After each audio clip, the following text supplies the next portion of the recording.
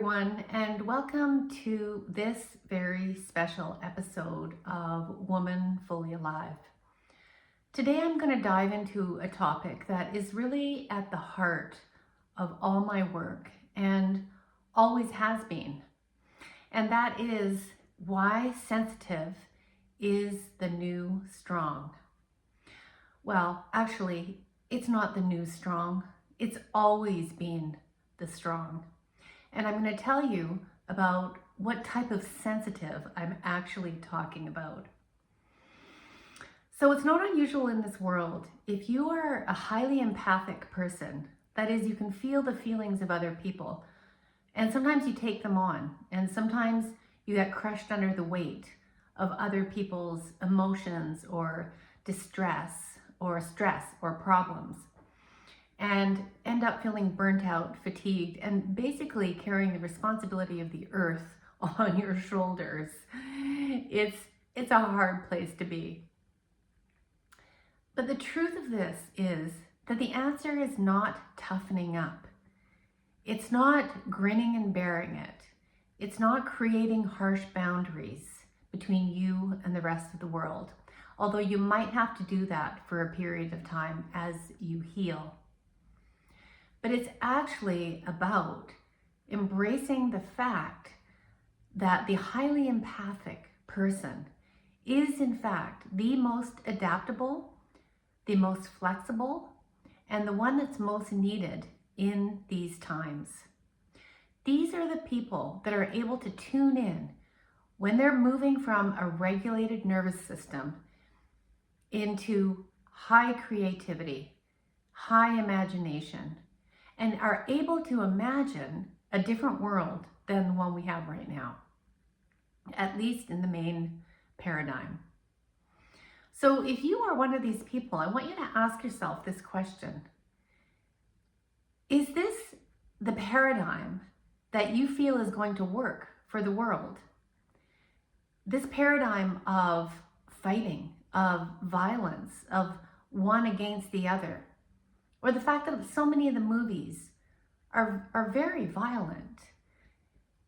And if that is the mainstream culture, does that sound like a healthy and sustainable way for a planet to function? And I would bet that you say the answer is no. So as J. Krishnamurti said many, many years ago, that it's not a sign of health to be adapted to a largely unhealthy society. And now is the time that empaths, artists, creatives get to work. So how can I say that sensitive is strength? If we really look at the people that have moved the dial in a positive way on this planet, they have been the people that are not shouting and screaming, not the people who are fighting. Maybe they're fighting in defense, and that's understandable, but they're not the ones that are creating wars. If we look at people like Rosa Parks, who is part of the civil rights movement, she sat in a section of the bus segregated for whites. That is not shouting and screaming. That is simply stepping into and standing up for her own rights, her own aliveness. If we look at people like Nelson Mandela or Mother Teresa or Gandhi, so many more that have gone down in history, they actually presented an opportunity to us. They showed us a different way of what leadership and movements could look like. The real truth is about emotions is that fear is limited. And you know this in your own body. When you're working from anxiety, fear, and stress, it's limited. Your energy is going to be limited. But when you're working from a place of love, of wholeness, of empathy, and this involves some sensitivity. It's like the energy is limitless. The ideas become bigger. So chances are, if you're highly empathic, you're sensitive, you're intuitive, be creative, that you may have been running on a hamster wheel in the mainstream paradigm of society, and then feeling like you don't measure up because you're not getting there. There's something wrong with you. You can't keep up. And you're so busy that you don't have a chance to sink in to what really makes you feel alive, what really you are passionate about. In fact, you may have not even had a chance to think about it. So when we are wrapped up in the doing of mainstream society that promotes achievement, that promotes external success, that promotes making money. Now, there's nothing wrong with any of those things. But if that is the only thing, it's limited.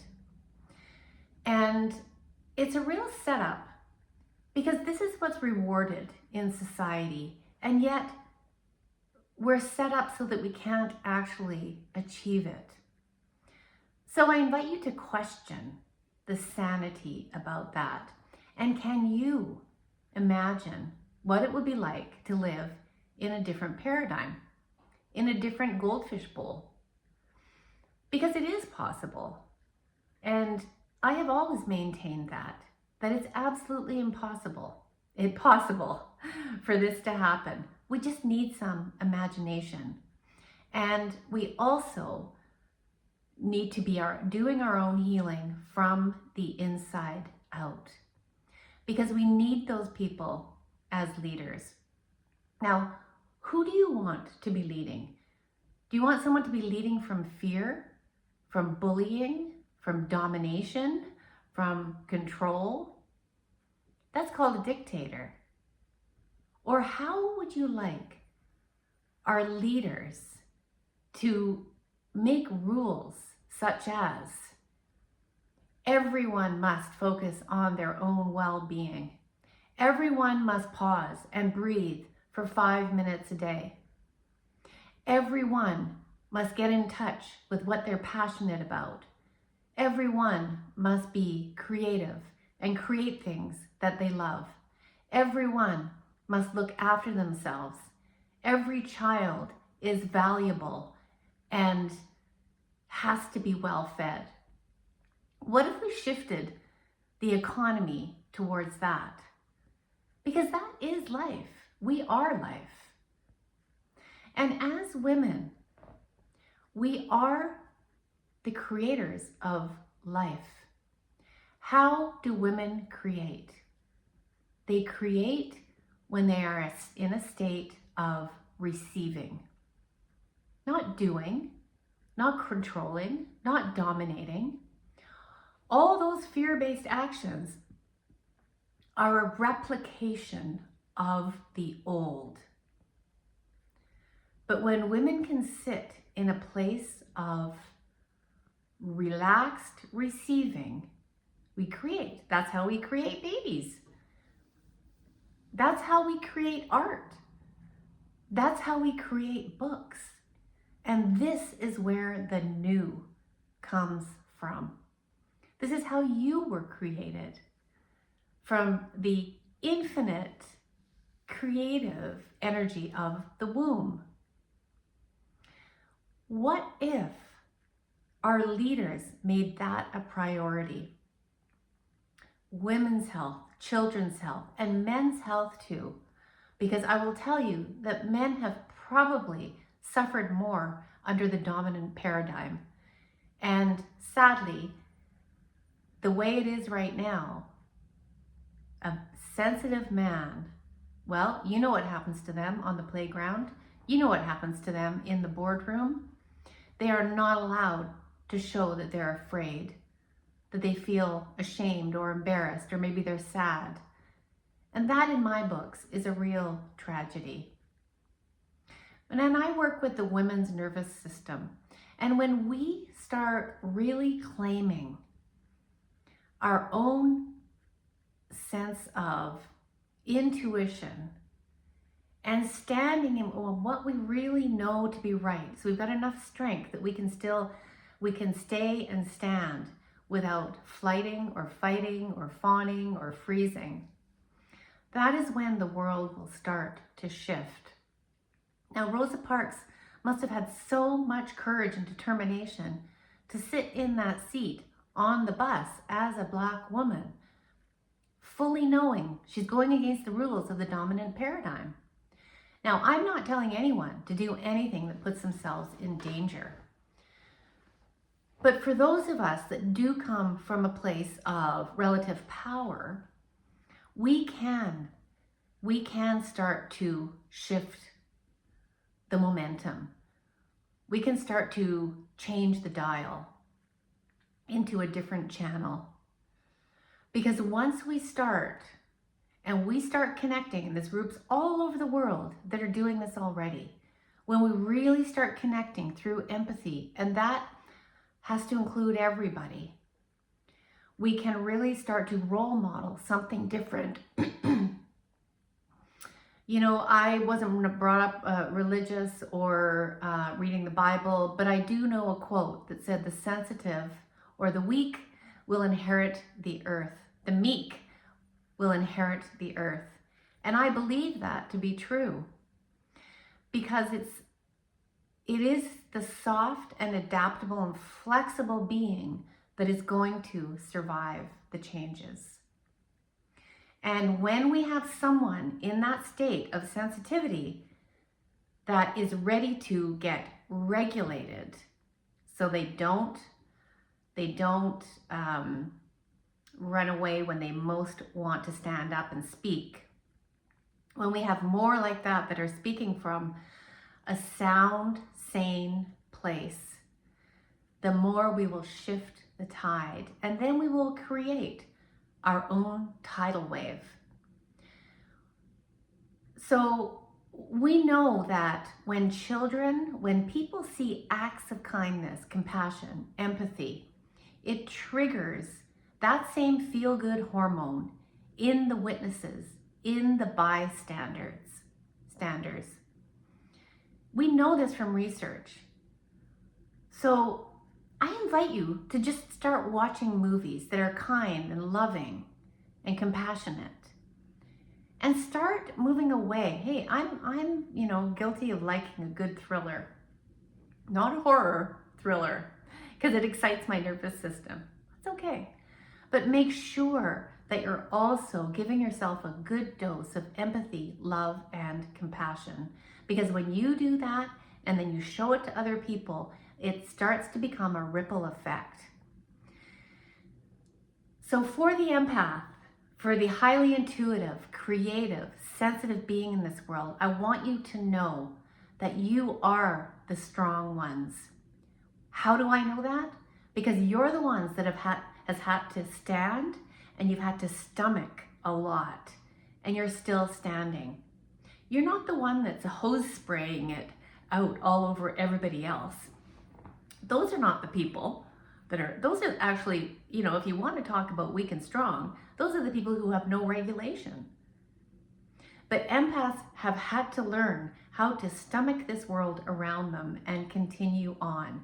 And if that isn't a sign of real strength and real power, then I don't know what is. So it's probably the quiet one in the room, taking everything in, that might, when they have a chance to come out, they might be the ones that really have something wise and interesting to say. The ones that can't stop talking and are just talking without thinking are probably leaking energy left and right that drains them of their strength. So let's praise the sensitives, the highly intuitives, the quiet ones of this world, and know that when they learn the power of their strength, this world is going to shift. Those are the type of armies that I want. I want empath armies. And I want leaders that will say that this is a priority, this is important, that our well-being is top of mind. And with that comes the well-being of Mother Earth that we won't survive without. And a recognition that we are one and the same. When we start tapping into this energy, we become what they call quantum. And quantum empathy is really what is going to save us. Fighting is not. So, becoming a quantum empath